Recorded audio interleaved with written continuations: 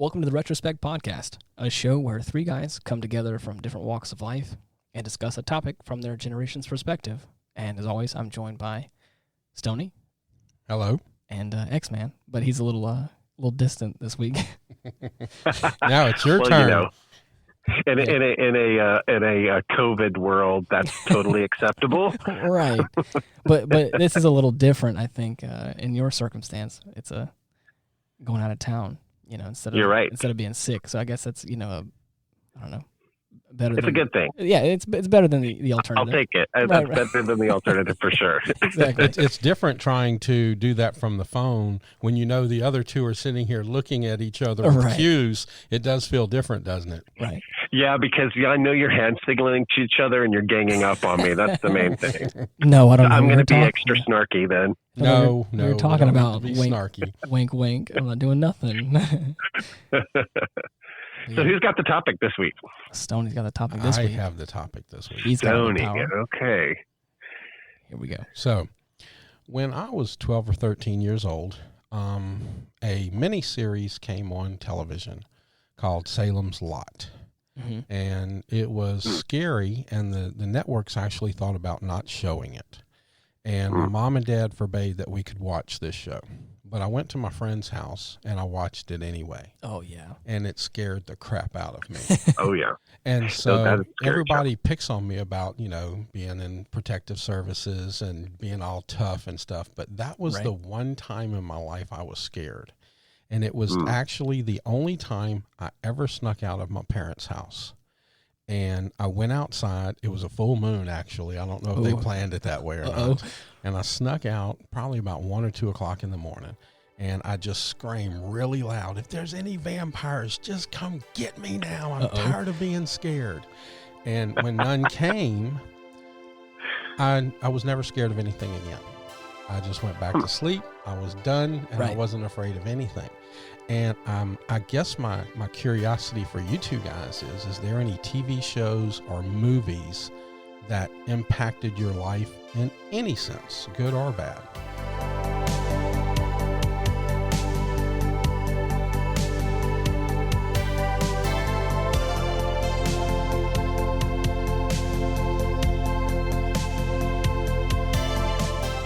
Oh, wow.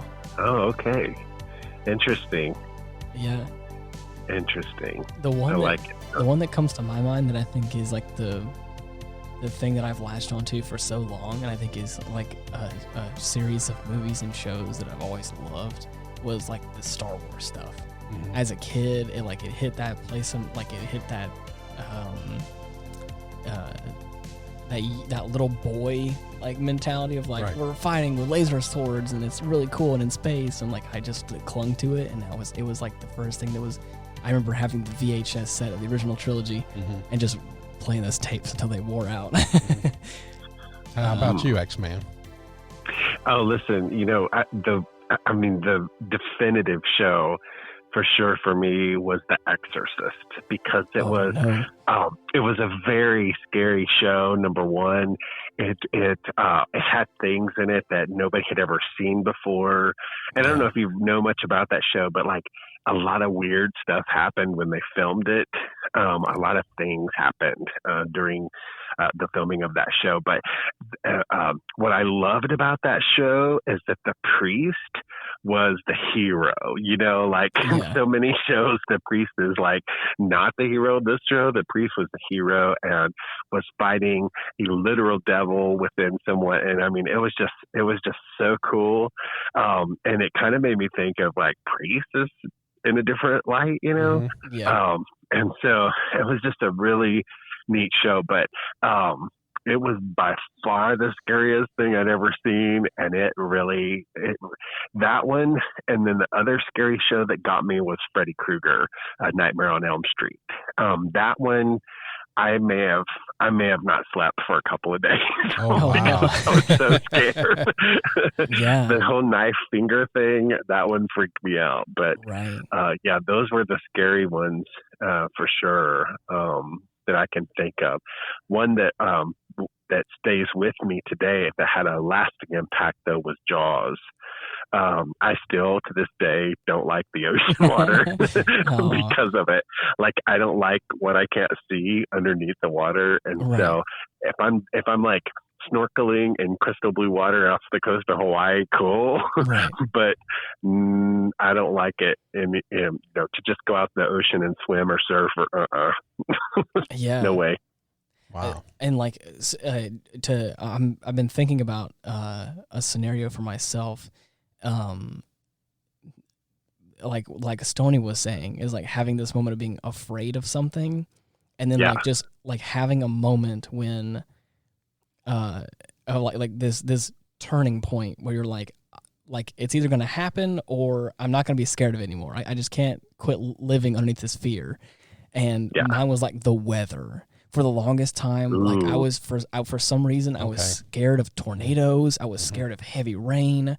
I was scared of hurricane stuff as like a younger kid. Even though nothing like severely devastating happened to me, like in particular, I just always remember like when the rain would come and it would come hard and all that kind of stuff. I just would remember, I think either movies or stories or whatever, and would always get scared about it.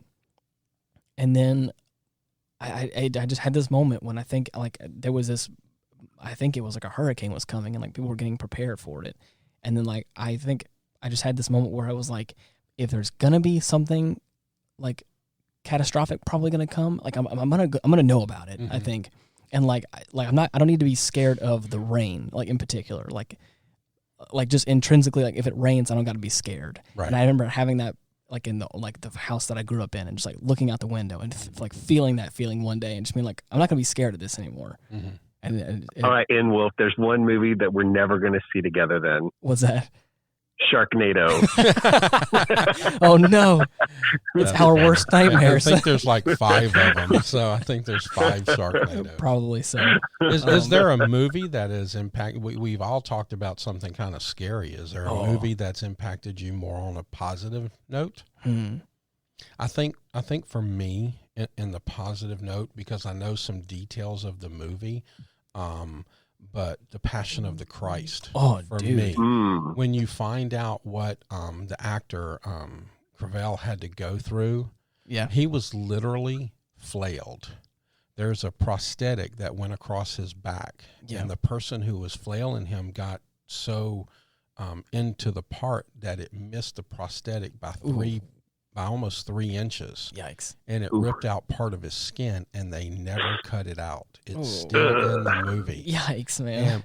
But just that movie made me change some thought processes on what Jesus had to go through. Yeah. Well, it really visualizes some of the things you hear, and I think a lot of times they try to make the story a little softer, for obvious reasons. Sure. But then when you see the full extent of how brutal it really is, you're like, man. And then when you look at a movie, like The Count of Monte Cristo, who the same star was in, and you go, I see why he picked him for that movie. You know. Yeah. Oh man. What about something else? What about something on the positive side? On the positive side, there's been so many good movies. It can be a TV show because for like me, MASH. I grew up watching MASH. Oh yeah. And until I realized how much of a pacifist Hawkeye was, I wanted to be Hawkeye. Right. Yeah. Oh, man. I think for me, one of the movies that I really liked, and it wasn't so much that it had an impact, so to speak, but one that always made me smile, or that I always really, I thought was, maybe it's got a little bit of my own goofy sense of humor, was Stripes. Oh, yes. My dad hated Stripes. He forbade us. That's enough. No, I loved it. My dad forbade us to watch it. He said that was so irreverent, and I'm going, I love it. Nice.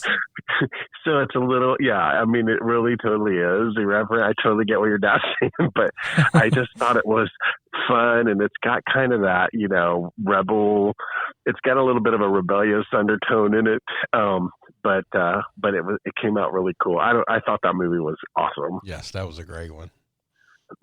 I have recently been watching a lot of older movies. again, I don't want to cross promote anything. I have another podcast that I've talked about before where brother, here we go. X-Man, here he does it again. Here goes the Wolf commercial. All right. No, I haven't watched a lot of older movies or just good movies or cult classics or anything like that.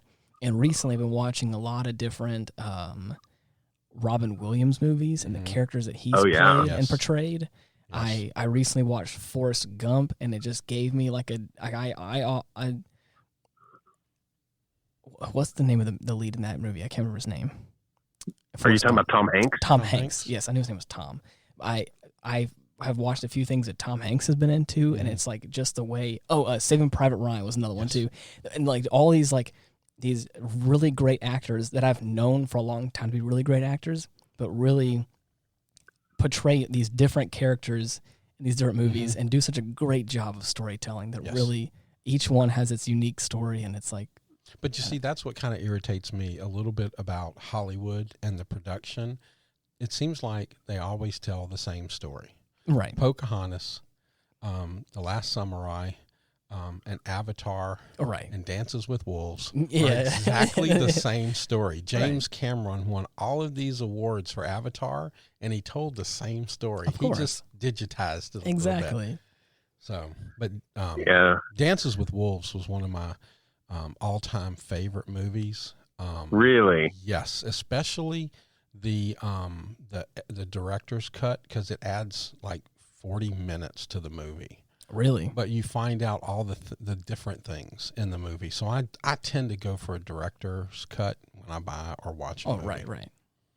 Oh, man, if we're talking about director's cuts for movies, I am a big sucker for The Lord of the Rings. And you want to talk about a commitment? But that original 3 movies, man, turns into 4 days. but no, like I loved the books. I loved reading all about that and like this whole different world. And I think it strikes that same chord that Star Wars did for me, but in a different aspect. And so when I saw those movies for the first time, I was like, this is amazing.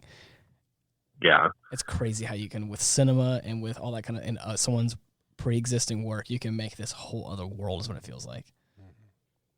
Yeah. What I love about movies though is that, it inspires different stuff. I mean, that you've got sports ones like Rocky and Rudy. Rudy I always thought was really cool. Movie.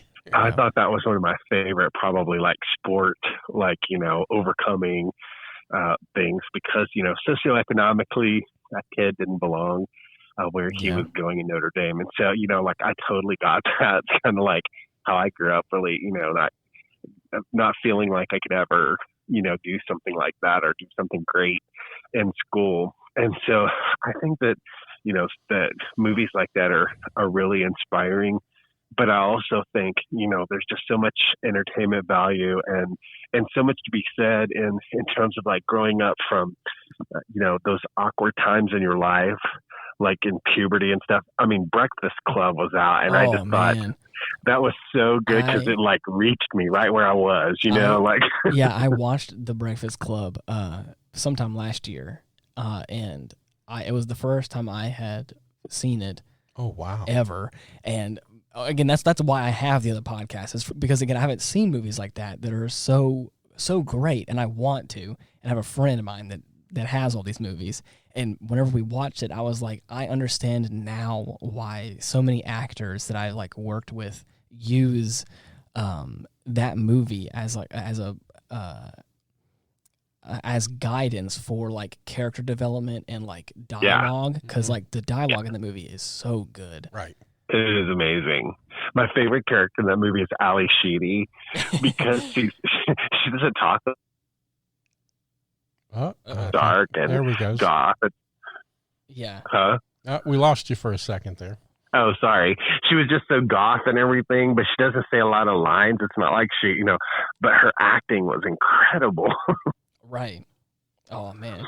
If we can switch gears again, kind of over to the horror for a second, I haven't had a chance to say mine. I remember recently the kind of horror-esque movie that really hit me, even in my adult life to a certain degree, was John Carpenter's The Thing. Oh wow! Oh, yes. Oh, yeah. Yes. I watched that again probably about a year or so back, and that one really messed me up. It like not only is it like visually disturbing and scary and kind of weird and gross, but it's also like it has that psychological like you don't know who you can trust because it's unseen. Right. And it's like anyone can have this mysterious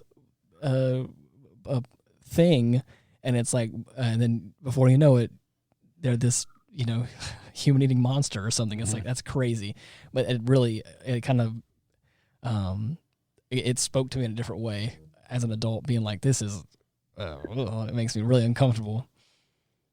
So yeah, totally. I just think that the movies now they're having to go so much to the desensitized population that they're having to reach too far to get a reaction out of people now, and I kind of don't like that. So you don't have to really write a good movie; you just have to scare people, right? And that kind of bugs me. I like a good story, like you mentioned earlier, telling a story or something like that. Yeah. So, is there a book that you've read that you would like to see turned into a movie? Oh man. Because I always have the thing. I always want to watch the movie first and then read the book. Right. Uh-huh. Yeah. What was that book my wife and I just read?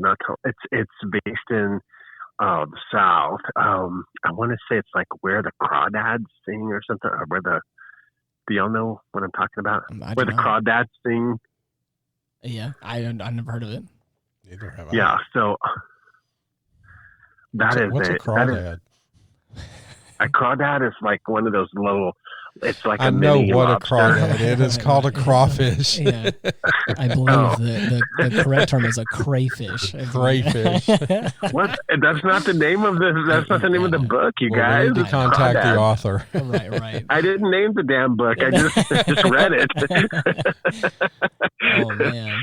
No, Where the Crawdads Sing. It was really, really cool, but it's kind of like cool in the way like that the color purple is cool. It tells a real Southern tale and based in a very difficult time period. And so, we lost you. But it's just got a lot of meaning to it. Yeah. And so I'd really like to see that turned into a movie, but it also made me think of another movie that I wanted to like. What was that one where the detective is like trying to solve a mystery in a Southern town, and the whole time they're like feeding him the victim that he's looking for. Oh, wow. Well, Do you know what I'm talking about? Just to let you know, Where the Crawdads Sing will be coming out in 2022. Get out of here. Yes, are you serious? I am dead serious. Yes. Wait, no way. Yep. I am so excited. All right, we're going to that movie together, guys. Wow. That's interesting. Okay. It says the release date is June 24th, but it looks like it has a bunch of no names in it. But that may mean it can be kind of good. I mean, yeah, exactly. We don't have any expectations for the acting. So. Right. Man. Oh, that's interesting. Yeah, I want to see that. But do y'all know what movie I'm talking about? No. Like the detective one you're talking about? Eating at a rib joint or something like that. And the whole time that he's trying to hunt down the body of the person that got killed, they're like the people in the cafe where he meets everybody and interviews them. I remember hearing about that movie, but he's literally eating the evidence. What is the name of that movie? It's going to drive me crazy. I bet there's listeners out there that are shouting at their radios in their car, just with the name of getting really furiously. We're going to get bad emails about what the name of this movie is. I've never heard of it. It sounds very interesting though. Oh my gosh, it'll come to me. Right. Y'all keep talking to me. I'm going to think about it. We'll hit stop on the recording and you'll remember. Don't worry. Yeah, I can't really think. I haven't read any really good books, like in particular, that I want to see into a movie. I have a friend of mine though that has a like Dungeons and Dragons campaign that has it's gone on for a long time, and there's a lot of him and his group of friends and everything have flushed out this world into something that is very vast and huge, and like I've always thought it'd be really cool to see some kind of representation of his work like that, like even just like art of it or something, because it's like just the way him and his friends have like described it. It's like the creative effort of like 4 or 5 different people, and you can see it all in like this work that you read from them, and it's really cool, and it'd be so cool to see something like that. I think, but I had when I was younger, I guess in the early 80s, there was an author named John Morrison, and he wrote a 4-book trilogy. Yeah. And he actually wrote number 3 first, then number 2, then number 4. And then there was a character in it that went through all 3 of them, and he had to go back and write the book number 1 to introduce that character. That's interesting. And I always said if I ever won the lottery or something like that, I would have those 4 books made into movies. That's really cool. It's just, it's a kind of a fantasy type thing. It's about 3 brothers whose dads die. Yeah. And I said, this would make such a good movie. Right. You know, I would like to do that. That would be a good one. That does sound interesting. Especially so which movie was like the one where you didn't see it coming? You know what I mean? Like you watched it, and then all of a sudden you're just like, what the heck just happened? The Right. The Right? What? Yes. Anthony Hopkins plays a priest, and it's about possession, demonic possession. But I did see it coming about 3/4 of the way through the movie. Right. That, and spoiler alert, that he actually is the one possessed. You know, he's fighting these demons. Yes. And you're like, oh my God, because they show you a couple of clips to show you, you know, to define that possession. Right. And you're like, oh, wow. Oh man, I can't. That's cool.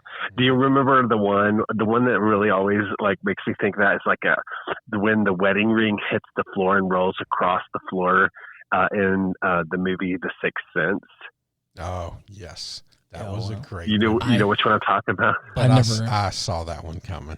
I saw that early. You saw it coming? Yes, I did not realize it. Yeah. I did not realize it, man. I was sitting there like, oh wow, that is tripping me out. Like, that was a great movie. Okay. That was a great movie. Ian's never seen it. Ian, did you see that one? He has not. I'm looking at his face right now. No. He's like, what y'all talking about? I don't understand. Oh, dude, you have got to, that's got to be on your other podcast, dude. That's it needs to be a top one that y'all get to. Okay, I will definitely put on the list. And then another one was probably got this one because you're, you know, with the stuff that you're into, but Hit and what's it called? The 7 Deadly Sins one. Yes. What is that? You know which one I'm talking about? Yes. 7. It's called 7, right? 7. Okay. Yes. 7. Okay.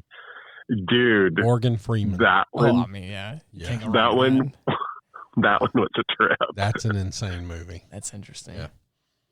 Did you see that one, Ian? I have not, no. Oh, dude. No. You've got to... Exactly. This is what I'm saying. I think we need to look at a list of the movies he's put on his other podcast that he's advertising on our podcast. I mean, come on, because we need to make him a list. Yes, that's it. And that's the thing is I am looking for more movies to watch, and again, not even just for the podcast, just in general. I want to learn more about all that kind of stuff. I love it. It's great. What movie defines? You know, this is a generational show. You know, X-Man brought up, you know, The Breakfast Club. That's definitely next generation. Right. You know, I had movies, you know, The 10 Commandments and things like that. What's another movie that defines our generation? Oh, man. That's a hard one. Oh. You didn't say I had to ask easy questions. I know. I can hear people screaming, this one, I know, yeah, exactly. I feel like I'm a bad come on, X-Man. What's another good movie from your generation? Like I said, I mean, Breakfast Club is definitely the kind of like culminating movie for my generation for sure. I mean, because it really captured everything that was going on at the time. It had all of the different cliques, you know, represented in it.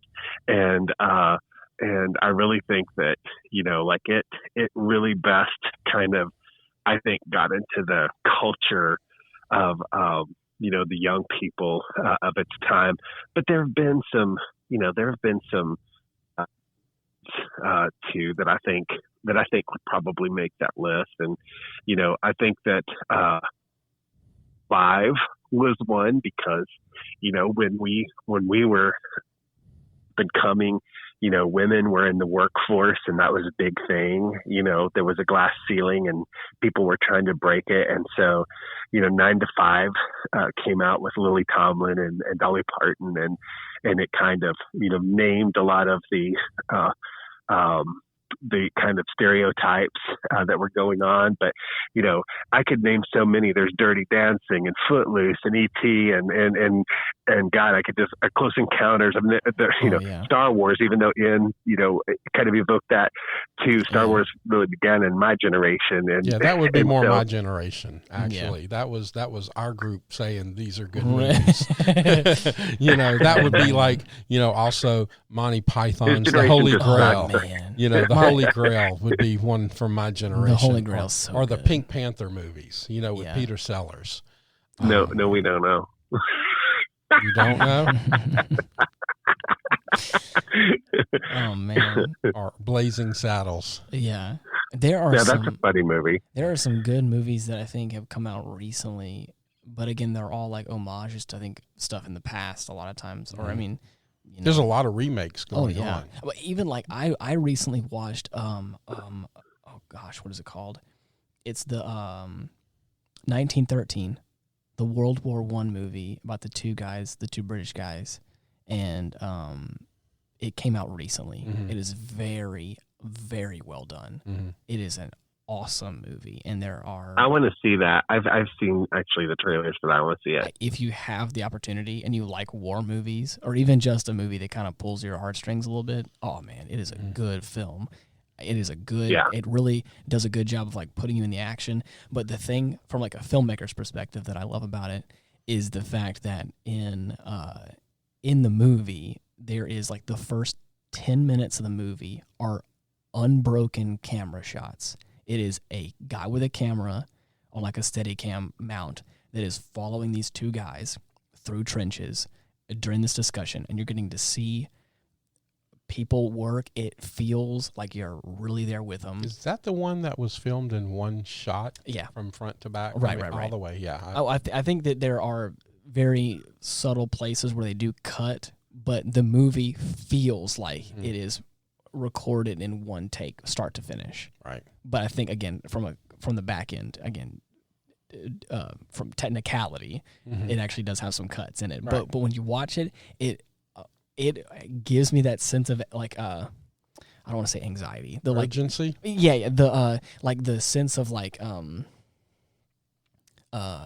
the adrenaline that they're going through as well. There's like moments whenever like you're in the thick of it with them, and like they're going through stuff and doing certain things, and they're behind enemy lines, and like when you know the urgency of what their mission is, it's like, oh man, it really puts everything into perspective, and you're like, oh, on the edge of your seat, it feels like sometimes.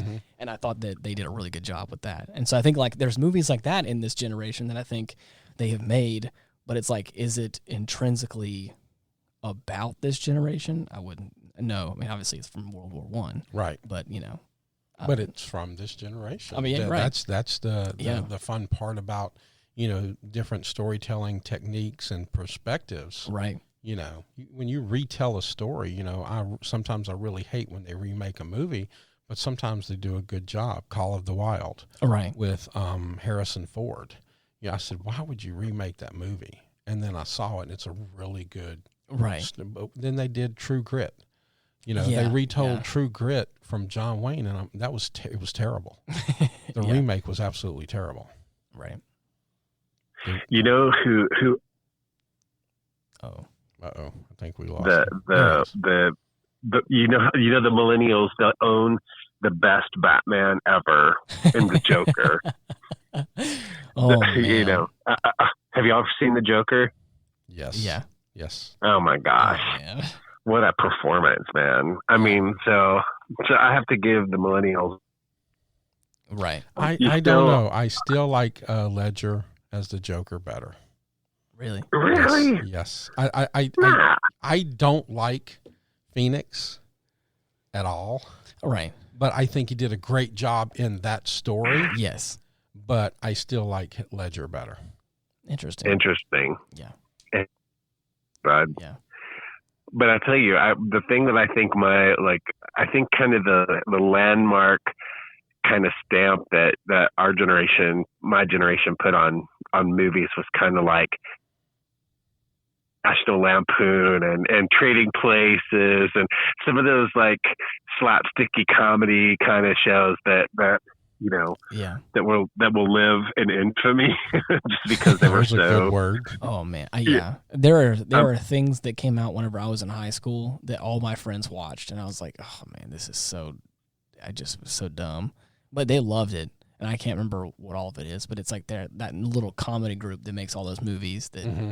I think they're good. Some of them are good movies, but it's the same as it always has been. It's been, it's been people spinning off of Saturday Night Live. That's exactly what it is. Exactly. Well, I'll have to give X-Man some props for his generation. They came out with the best vampire movie ever made, and that was The Lost Boys. Yeah.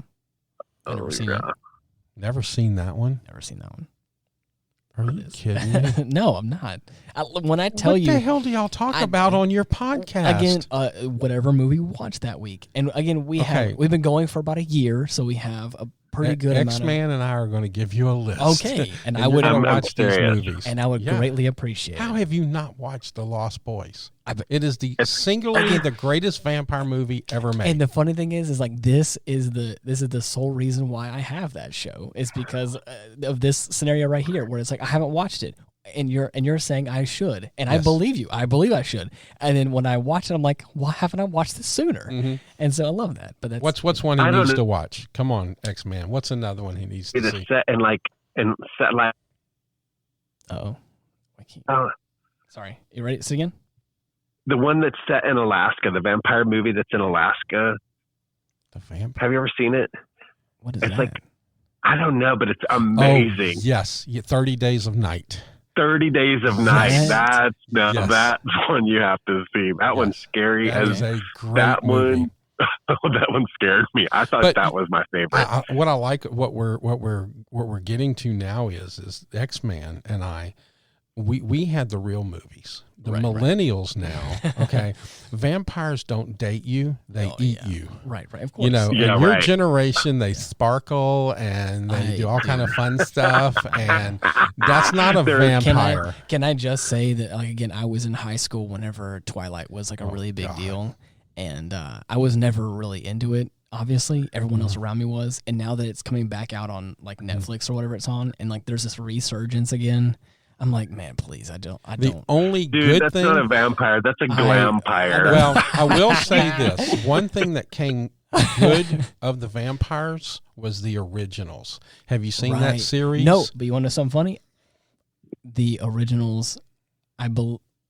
Are you talking about like Nosferatu? No. The Originals is a spinoff of Twilight. It's a. I got you. Yes, it's a TV show. It's a TV show, and it came from I think either Twilight or one of those. It's another one. Weird vampire series. But when they came out with that, that's a great series. Yeah, they were, and it's filmed in New Orleans. I know, and they were shooting stuff and I auditioned for some of it. Oh, really? Did you? Right. What? My character was I forgot what happened in the story, but like the father character was supposed to be really nice to me, and I was supposed to date his daughter or something like that.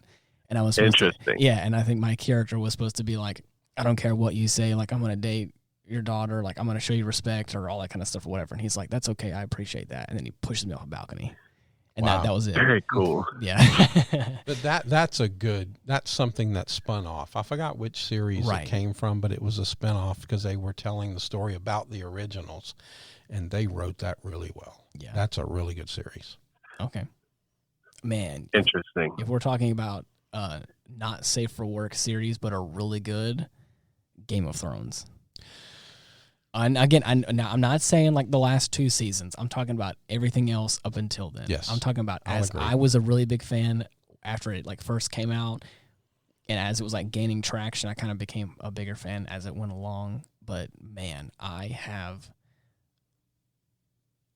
never watched a series or a movie that has, for me in the moment, like turned everything that I felt was normal for a movie upside down like that did. Yeah. When they kill off the main cast in the first season, and then I'm watching an interview with the author and the director and stuff like that, and they have the actors on the dais with them, and all of a sudden the writer starts laughing, and one of the reporters said, "Why are you laughing?" He says, "Because I'm looking at this podium up here, and I looked at I've killed off everybody here. Why are they here? They're not coming back next season." Right. It's crazy. I thought they did such a good job of absolutely making me feel like everything that's normal about. I never actually thought about like what normally happens in like a TV show or movie, like the arc of like the good guy's always gonna kind of win, or he's not gonna die, or if he does, he's gonna come back. I never really realized that was a thing that was in most movies or television shows until I watched that, and I was like, oh, like there's no coming back. Like, do you know what the first movie was that did that? What's that? Psycho. Really? Oh my gosh! They killed Janet Leigh in the first 5 minutes, and she was literally the biggest star, movie, television, or anything. Yeah. And married to Jerry Lewis. Yeah. They killed her in the first 5 minutes, and then Scream ripped that off and started doing it later. Yes. But Psycho was the original one to kill off a big star right off the bat. Interesting. Yep. Yeah. And they didn't do it for a long time because it caused such an uproar. Oh, of course. I would imagine. How do you kill off the biggest star in the world, Yeah. There, like in regards to that, there was like a moment when I think we all know, people have their opinions on it, but like the Battle of the Bastards in Game of Thrones, there was this moment that's like, there is a culmination of so much going on here. I had a friend who watched it with us, and I don't think he really understood what was going on. And I was like, I understand that, but like, just know that like you're coming into like years in the making of these story of these characters being told of this story, and like in this series, no one is safe. And I really care about this guy because he's fighting his hardest and he's doing a good job. And it's like, and the thing is, I don't know he's gonna make it out of this. And there was a point in time when I watched it and I was there in the moment. I had like a real adrenaline rush where like my hands were starting to tingle. Where I was like, this is like, I don't know what's gonna happen. And it was so riveting to have like this like real moment of like, this could go one of many ways, and I am just a bystander watching this story happen. And I was so floored at that show. That's good storytelling. Oh, yes. That's great storytelling. Yes. And then whenever it was all over with, I've never been so relieved and so like bolstered by a hero character before, where I was like, this man can take on the world now, even though I know he can't. But it's like, oh man, I love that. That really did. It hit me different. So, what hit you different, X-Man?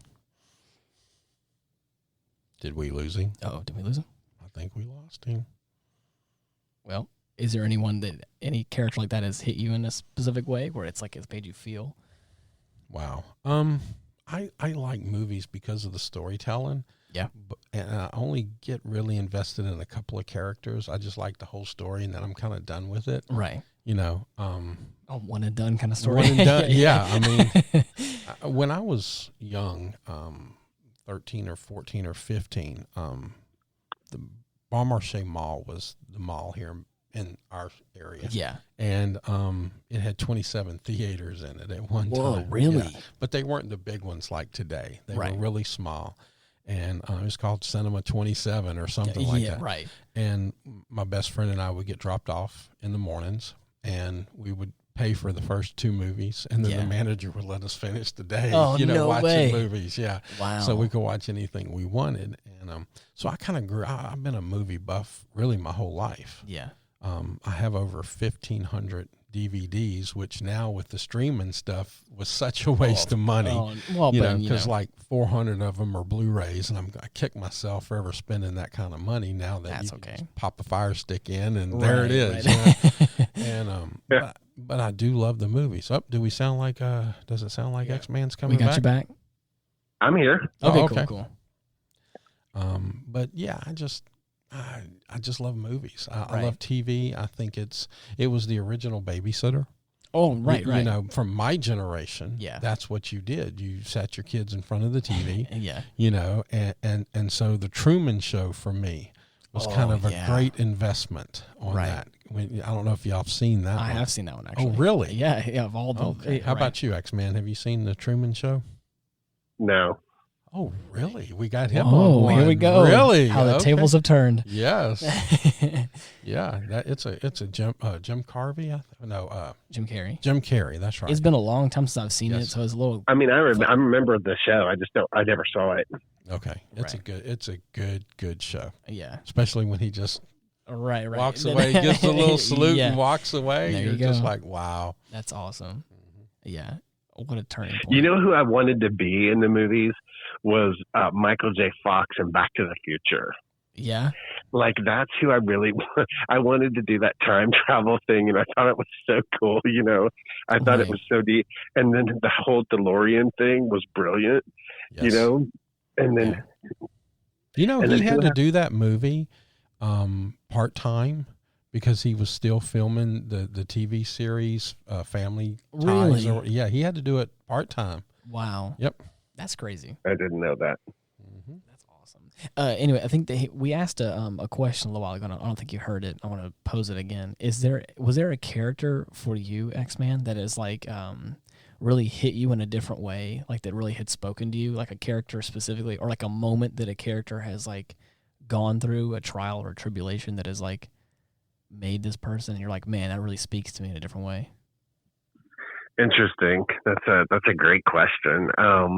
You know, gosh, there have been so many in the movies that I've seen. I think. Did you miss me again or something? No, you're good. You're good. Oh, okay.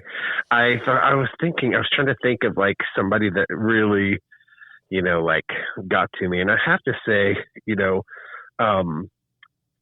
probably the ones that kind of do it for me the most are the movies about, you know, people who have been prisoners of war and stuff like that. There was this one that I watched, and the guys had gotten caught by it was either the Japanese or I think it was the Japanese, and they had gotten caught, and they went to their prison camp, and they were just treated terribly.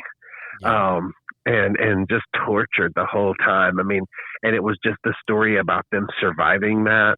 But to me, that's kind of like those Ultimate Price movies where I feel a lot of nationalism, you know, I feel a lot of patriotism and things. And I think that, you know, that connects me to something that I'm not part of, because I haven't ever, you know, been a soldier in war before. But I'm very proud of the people who have done that and who have afforded me the opportunity to live in this great country and to be free and to worship, you know, how I feel. And so I feel a lot of gratitude for that. Yeah, I understand that. That's awesome. That's a great really inspire me, and especially where there's long-term like suffering involved, where, you know, where they were either captured and put through stuff.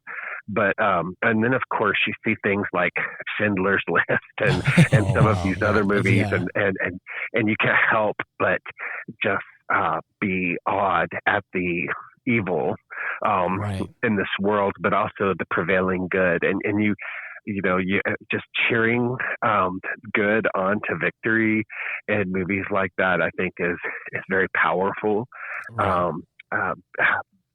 Because I don't know, I just think that there's something very pioneering about the people stories, like to say that also translates into some of the space things that I've seen. My favorite Star Trek is actually the Renegade Kirk one, the last one that they put out.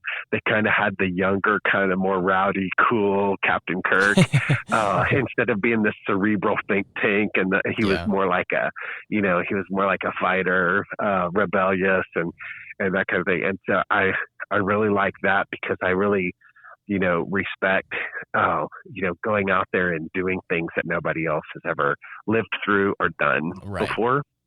And so I think, those are the kinds of characters that I tend to kind of glom onto and look up to, that really inspire me. And it's largely about them being pioneers in their own rights. Right. There has been a character for me as well that specifically has stuck with me for a long time, and especially in different iterations of him, but it's been Obi-Wan Kenobi in Star Wars. For me, I have always gravitated towards him as like a mentor figure, or like this kind of like this person to look up to. I always thought he was so cool first and foremost, but then was also like this kind of in the original trilogy was like this wise old guy, kind of like a grandfather character almost. But then seeing him in other iterations as well, and seeing his like progression and stuff, as I was growing up, it spoke to me in a different way of like doing what's right, even in the face of adversity, kind of thing. Of like, even when things aren't going right, even when things are going sideways, like stick true to what you believe in, kind of thing. And it's like, it may not be right, may not be wrong, it may, who knows what it is, but like you have this thing you believe in, this thing you trust in, whatever it may be. And then I went through some stuff in my life where I had like a betrayal of a friend that was a very, very like longtime friend of mine that was like, it came out of nowhere and it really hurt me. And it really, it was something that I dealt with for a while. 'Cause that was like, I felt like it was my fault, and it was a whole lot of stuff that went on. Regardless, I had a friend that I felt hurt me and stabbed me in the back. And then I never saw them again. And so to see that character that I've like gleaned so much from go through a similar thing in the third iteration of the movie, where his best friend, of course, does the ultimate betrayal. And then, of course, still does what he thinks is right in the scenario, and then does his best to like move forward. And like, that for me had spoke volumes. And I was like, very redemptive. Yeah. Very redemptive. And I was like, this character's cool. And self-sacrifice and all that. I mean, that's just good stuff. So right. That'll go into my next question. Here we go. Here we go. So I'm gravitating toward, in my older life now, movies about hope. Right. The Shawshank Redemption. Yeah. I've probably seen it 40 times. That's on our list. That's on your list? Love that movie. So maybe my favorite movie of all time. That's my favorite movie of all time. Really? So what's the movie you've seen 20 times? Oh, man. What's the movie? That one's easy. That one's easy for me. By far, Jimmy Stewart in It's a Wonderful Life. Okay. And I'll tell you why I love that movie and why I love to watch that movie. I love that movie because it is a real life struggle. The financial ruin, the bad guy that steals, the money and takes the money and causes suffering. And, those are real things from life. Yeah. But at the end of the day, that movie is a movie of hope. And then the second movie that I've seen 20 times is The Sound of Music. Okay, yes, another great one. Yes. Love that show. Family at the end of the day, and it's about the power of family. And so there was a lot of teamwork in that movie. And of course I'm musical, so I like them. I like the whole music thing. But again, it's one of those where, the nuns are made into heroes, so to have this hero aspect of the kind of in the setting of that, war. I thought that was a really, really cool movie. Yeah. For me in that scenario, again, I'm trying to think of one that's not the obvious answer for me, which is Star Wars. Right. I've seen all the Star Wars movies probably hundreds of times. That explains why you like Stoney, because he's sort of like Yoda. Oh, come on. No, he really is. But I I'm trying to think. Oh gosh. Such a ding dong. I'm trying to think. There's a bunch of like classic movies I've seen probably a bunch of times, like Casablanca and stuff like that. Like I've seen old stuff like that a bunch, but there's not one in particular I'm thinking of right now. I'm going to throw this one out for you, and y'all can laugh. The Wrath of Khan. Really? Yes. I can watch that one. I can watch it, go get a drink, and turn around and watch it again. I love The Wrath of Khan. That movie. Yes. Wow. Yes. I've probably seen that one 100 times. Yeah. That's kind of like Dirty Harry of Space. I mean,